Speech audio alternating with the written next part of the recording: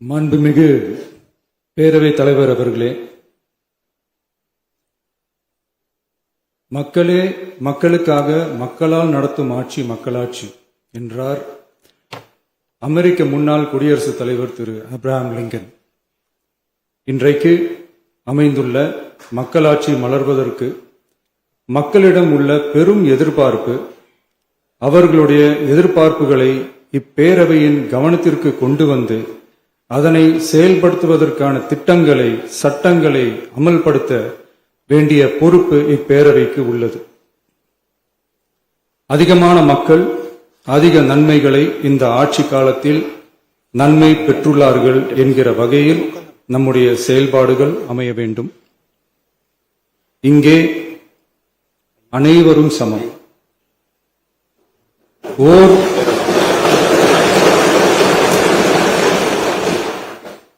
ஓர் உறுப்பினரை கொண்ட கட்சிகள் இங்கே இடம் பெற்றிருந்தாலும் அவர்களுடைய கருத்துகளுக்கும் அதிக எண்ணிக்கை பெற்ற தமிழக வெற்றிக் கழக உறுப்பினர்கள் தெரிவிக்கும் கருத்துகளுக்கும் சமமாகவே மதிப்பளிக்கப்பட்டு நல்லவை ஏற்கப்பட்டு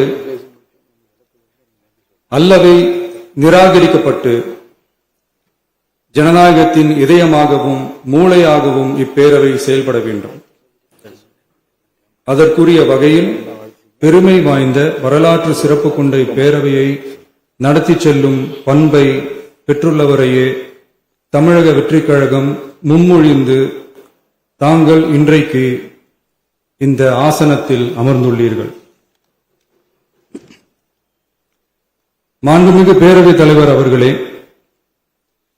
தாங்கள் பேரவைத் தலைவராக ஒருமனதாக தேர்ந்தெடுக்கப்பட்டுள்ளீர்கள். தங்களை இந்த ஆசனத்தில் மாண்புமிகு பேரவை முன்னவரும் எதிர்க்கட்சி தலைவரும் தங்களுடைய கரங்களை பிடித்து அழைத்து சென்று அமர வைத்தார்கள். இந்த சம்பிரதாயம் எப்படி வந்தது என்று சொன்னால் சுவாரஸ்யமாக இருக்கும். பெரிய வரலாறு சம்பவத்தில் உள்ளது. இங்கிலாந்து நாட்டில் உள்ள பாராளுமன்ற நடைமுறைகளை போன்றதே நம்முடைய பாராளுமன்ற நடைமுறைகளும். மன்னராட்சி இருந்த காலத்திலேயே அங்க பாராளுமன்றம் இயங்கியுள்ளது. அக்காலத்தில் அனைத்து அதிகாரங்களையும் பெற்ற மன்னரும் இருந்தார், பாராளுமன்றமும் இயங்கியது. அங்கே மன்னர் ஒரு பணியை செய்ய வேண்டும் என்று விரும்புவார், பாராளுமன்றம் அவருடைய விருப்பத்தை பெரும்பாலும் நிராகரிக்கும். மன்னர் விரும்பிய காரியத்தை பாராளுமன்றம் நிராகரித்து விட்டது என்கிற செய்தியை மன்னருக்கு சொல்ல வேண்டியவர் பாராளுமன்ற தலைவர், ஸ்பீக்கர் என்பார்கள். பாராளுமன்றத்தின் கருத்தை மன்னரிடம் சொல்ல வேண்டியவர் ஸ்பீக்கர். அதற்கு துணிவு வேண்டும். சில பணிகளை செய்வதற்குத்தான் பாராளுமன்றத்தின் அனுமதி வேண்டுமே தவிர அந்த ராஜ்யத்தில் உள்ள எந்த பிரஜைக்கும் மரண தண்டனை விதிக்கும் அதிகாரம் மன்னருக்கு உண்டு. தான் விரும்பியதை பாராளுமன்றம் நிராகரித்து விட்டது என்று சொல்லும் ஸ்பீக்கருக்கு மரண தண்டனை விதிக்கும்படி ஆணையிடுவார். தலையை வெட்டி விடுங்கள் என்று ஆணையிடுவார்கள். இது பலமுறை நடந்ததால் யாருமே இந்த ஸ்பீக்கர் பதவிக்கு வர விரும்ப மாட்டார்கள்.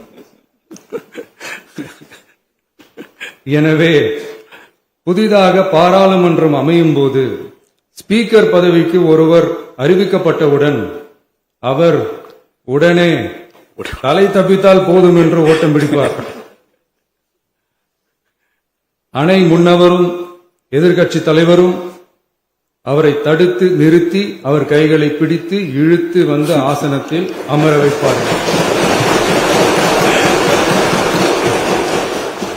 இதுதான் அந்த காலத்தில் இருந்து வந்த மரபு.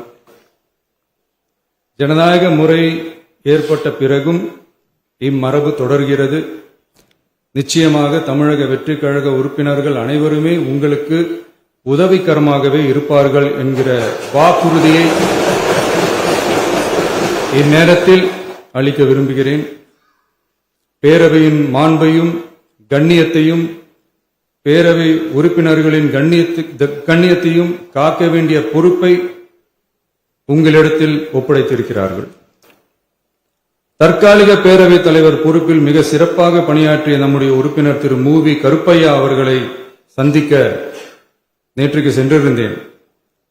அங்கே முந்தைய பேரவைத் தலைவர்கள் படங்களை கண்ணுற்ற போது, அவர்களை பற்றி அறிந்த போது உண்மையிலே எனக்கு பெருமிதம் தந்தது.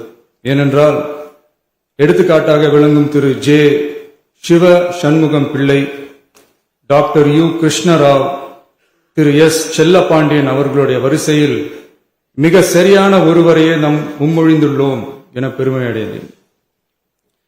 அதே போன்றுதான் நம்முடைய பேரவை துணைத் தலைவர் அவர்களும் நீங்கள் இருவருமே மிக சாதாரண குடும்பத்தில் பிறந்து மக்கள் பணியாற்ற வேண்டும் என்கிற அவாவில் செயல்பட்டு வந்தவர்கள். குணம் நாடி குற்றமும் நாடி அவற்றுள் மிகை நாடி மிக்க கொளல் எனும் வள்ளுவரின் வாய்மொழிக்கேற்ப சட்டமன்ற நடவடிக்கைகள் சீராக, செம்மையாக, அமைதியாக நடைபெறும் வகையிலும் சட்டமன்ற ஜனநாயக பண்புகள், நெறிமுறைகள் பேணி பாதுகாக்கப்படும் வகையிலும் இந்த அவைக்கு பேரவைத் தலைவரும் பேரவை துணைத் தலைவரும் பெருமை சேர்ப்பீர்கள் எனும் நம்பிக்கை எனக்கு உண்டு. அரசியலுக்கு அப்பாற்பட்டு மனிதர்களை மதிக்கும் நல்ல பண்புகள் நிலைநாட்டப்பட வேண்டும். தமிழ் பண்பாடு போற்றப்பட வேண்டும்.